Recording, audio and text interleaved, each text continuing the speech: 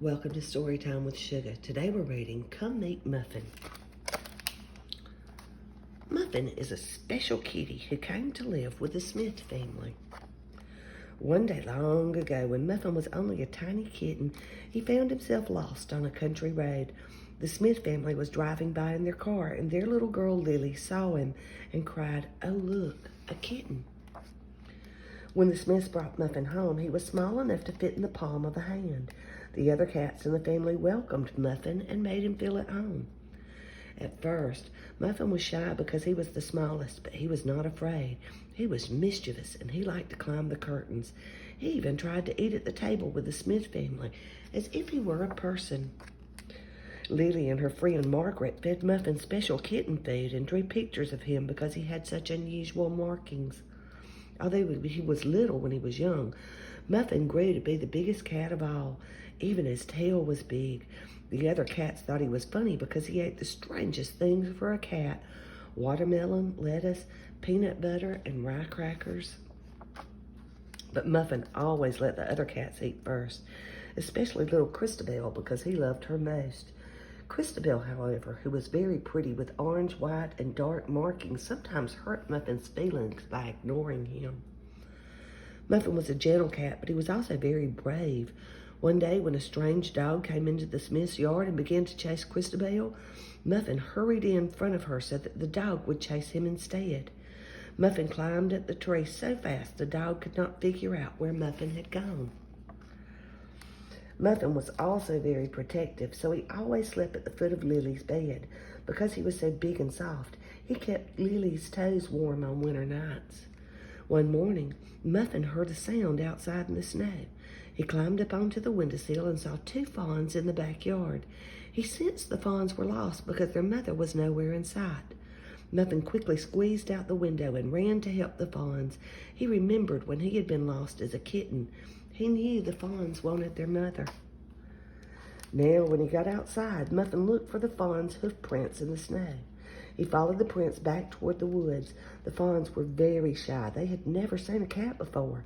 But this cat seemed to know where he was going, so they followed him as he stepped carefully through the snow.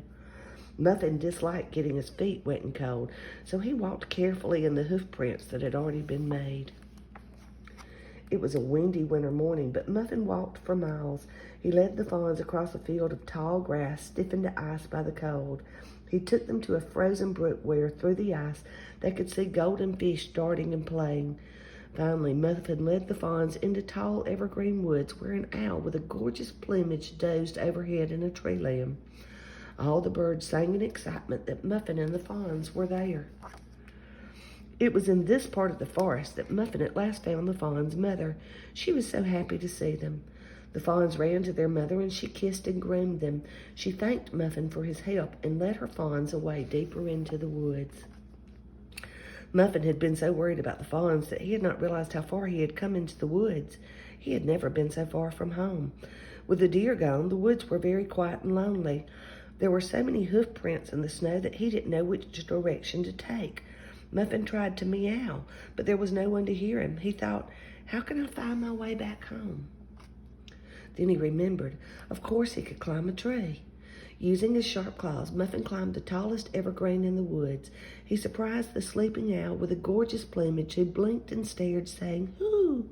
He woke up a family of squirrels who were grumpy and scolded, "Tisk, tisk, tisk." But it was the tiny chickadees who encouraged Muffin by chirping, "Twee, twee, twee." Muffin was as high up in the tree as the birds. He wasn't afraid, though, because he kept his claws sunk into the tree and held himself very still. The cold winter wind whistled through his whiskers and the bristly hairs in his ears, making tears come into his eyes. After looking through the swirling snow for some time, Muffin finally saw his house miles away. He thought, I was never lost, really. My house was always there. Muffin climbed back down the tree and made his way out of the evergreen woods. He trotted back up the slippery long hill, across the frozen brook. He pranced through the field of tall grass, turned to ice, and into the backyard of his house. He was happy to be home. All the family was outside looking for Muffin. He had been gone for hours. Everyone was calling, "Muffin, Muffin, kitty, kitty, kitty," and looking very worried. Little Lily was the most worried of all and had been biting her lips to keep from crying. Little Lily saw Muffin first and cried, "Muffin, there's Muffin." Everyone ran to meet him. Christabel, who missed Muffin very much, ran to him too, purring and rubbing around him with her tail. Everyone was surprised.